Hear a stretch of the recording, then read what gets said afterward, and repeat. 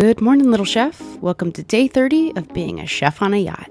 Today is a travel day, so while I'm serving breakfast, the captain's going to be pulling up the anchors so we can make our way back to Georgetown. I love being anchored here in Cape Santa Maria. I think it's one of the most gorgeous beaches in the world, but the produce here is not that gorgeous. I have just enough fruits and vegetables to get us through the next couple of days, and then I'll go provisioning.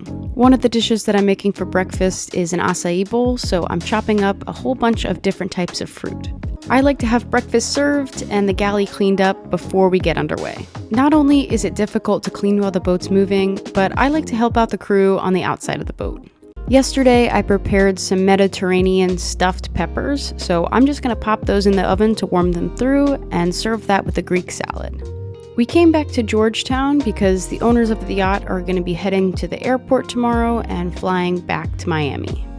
This airport here in Great Exuma has commercial airlines like Delta and American, but back in Cape Santa Maria, you have to rent a private plane. And that's exactly what I did last year. The boss hooked me up with my own plane to fly me back to Cape Santa Maria after my break in the States. After I finished lunch service for the owners, the crew had their lunch up in the bridge. And we also decorated the rental car with Bahamian flags because today was their Independence Day. Bye, little chef. My new favorite restaurant is called Cava. It's like a Mediterranean-style Chipotle.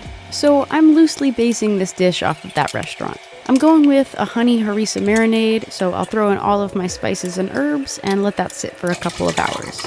I'm making peach, mango, and cookie ice cream. I'll add a little bit of instant pudding mix into the creamies. It helps with the texture. The owners of the yacht don't eat gluten or sugar, so tonight I'm trying to make a cheesecake following those dietary restrictions. As a dressing, I'm making a tahini lemon vinaigrette. I had a lot of tomatoes on hand, so I'm going to use them for cocktail hour. The owners have been talking about this tomato pie that they had in France a few years ago, so I'm going to try to mimic that the best I can. I topped some puff pastry with tomatoes, lots of olive oil, cheese, and onion, and garnished with fresh basil. I served that on a platter with some cheese and meats and got started on dinner.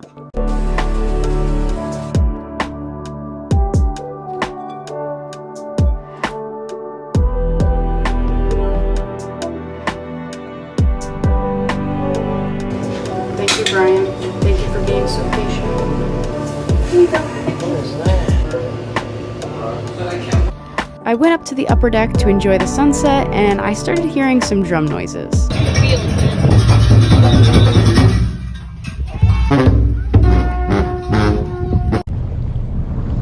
Nice! After about 5 hours of traveling, we need to get the first mate back onto the tender. Normally we do this by pulling the tender right into the yacht and the first mate jumping on, but the seas are really rough today. We don't want to risk the tender hitting the yacht, so Brian is going to go for a swim.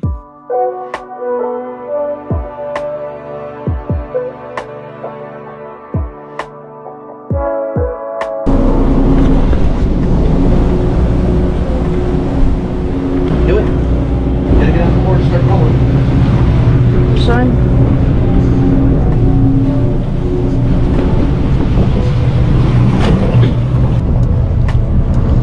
Nice!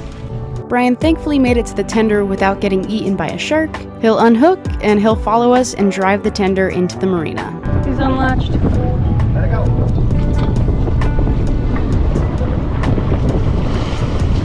I'll head into the bridge to get Captain's orders. Right now he's on the radio with the manager of the marina to see what slip we're going to be in. Once we figure out what slip we're going to be in, the captain will decide to either go in bow first or stern first. Then the captain will tell the crew to tie up on port side or starboard side. Since Brian, the first mate, is on the tender, Gina and I are in charge of tying up the fenders. For a yacht this large, these fenders are about the size of me. I'm 5'6", and I could use this fender as a mattress. Here at the Emerald Bay Marina in Georgetown, we have floating docks, which is preferable. The docks will rise or lower based on the tides. We know for floating docks, the bottom of the fender should be right at water level. When I started working on this yacht 3 years ago, I knew nothing about boats. The first year, the owner of this yacht was the captain, so I got to learn from him my first year, and then the last 2 years, I learned from this amazing crew. I'm so appreciative to what they have taught me. Now I don't look like a fool when I go out there to try to help. The first year I started working on this yacht, I worked for 27 days straight. There were no breaks. It was a little bit of a smaller boat. We only had 2 crew members, myself and the first mate. He was in charge of keeping the outside of the yacht clean, and I was in charge of the inside. So not only was I the chef, I was also the stew. And let me tell you, I was exhausted.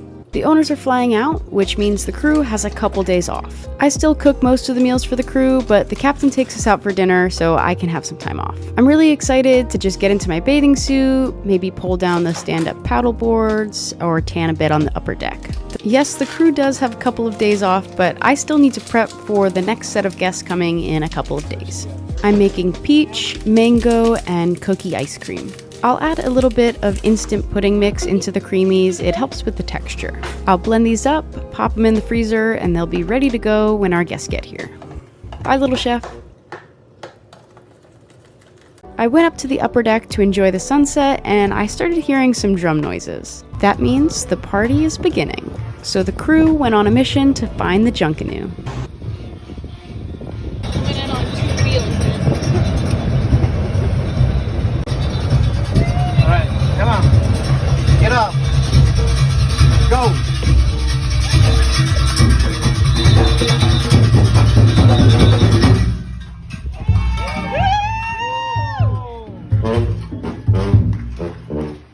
Do it again. Do it again. Encore! After running around the island trying to find the junk canoe, we only got to see about 2 seconds of their performance. Here we go, guys.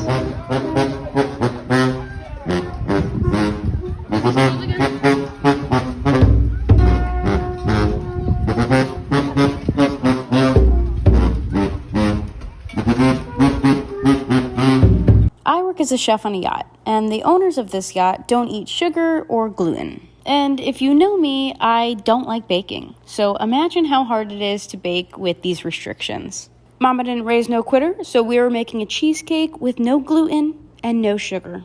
In Abby fashion, we are not measuring this either, so I go in with a random amount of yogurt and 3 eggs. And to sweeten this up, we're using an artificial sweetener. It's called Swerve. We're using the regular granulated sugar kind.